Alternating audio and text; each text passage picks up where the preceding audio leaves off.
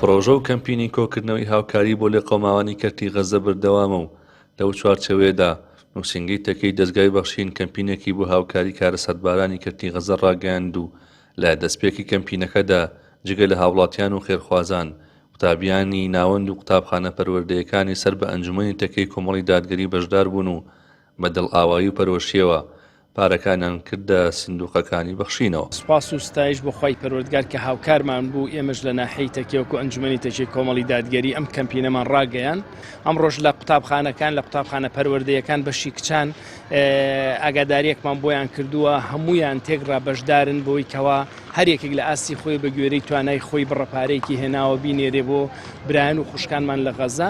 ئامانجی ئێمەش لە ئاگادارکردنەوەی ئەم قوتابیانە بەڕاستی هاندانیانە بۆی ئەم قوتابیانە فێری بەخشین بن لەگەڵەوەی فێری پەروەردە ئەبن سوپاس بۆخوا فێری عیلم و زانست و زانیاری دەبن و لە ئەنجومەنی تەکێ سوپاس بۆخوای گەورە و نزیکەی ئەم دەڕۆژە نزیکەی 40 میلیۆن دینار کۆکراوەتەوە لە ناحەی تەکێ دەستخۆشیمان هەیە بۆ مسلمانان بۆ نوێژخوێنان لە ناحەی تەکێ کە بەڕاستی بەدەم کەمپینەکانمانەوە هاتوونە بەدەم ئاگادارەکانەوە هاتوونە.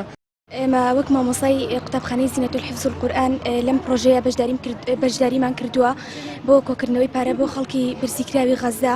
الحەمدوللا توانیتمان بڕەپارەیەک کۆ بکەینەوە بۆ ئەو خەڵکە لە قەوماوە خوشک و برای ئێمان ئەرکی سەرشانی ئێمەیە کە یارمەتیان بدەین.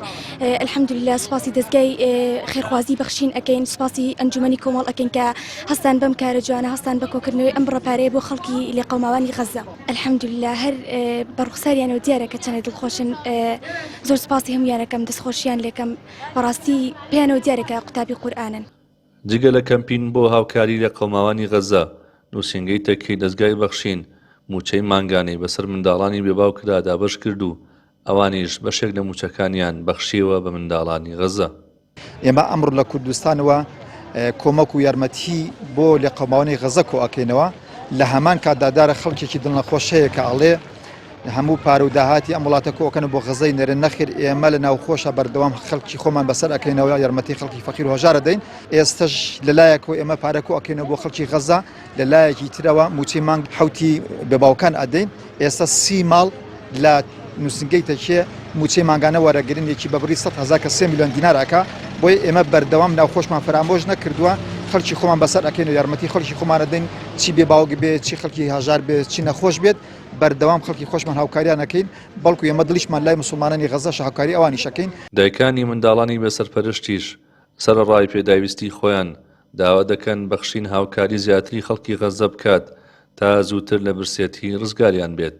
من یەکێکم لەوانە هەتا ئیسا دەستگای بەخشین مناڵەکان من بەمە ژیاون و دۆ دەستخۆشی لە خێرخوازانەکەم و خوای گەورە هەروات بەخشین فراوان کات و دەست بڵاو کات و ئیشەڵا بۆ وڵاتان و بۆ غەزە دەستکراوە بێ و داوام لە خەڵکە ئەم کەسانە زۆر ئەمینن ئەو خەڵکەش لەوێ پێویستی بەم یارمەتیەیە ئیتر لە بەخشین لەولاوە چێک دەستی ئەمینتر هەیە ئەم خێرە بگەێنتە دەست کەسی غەزە.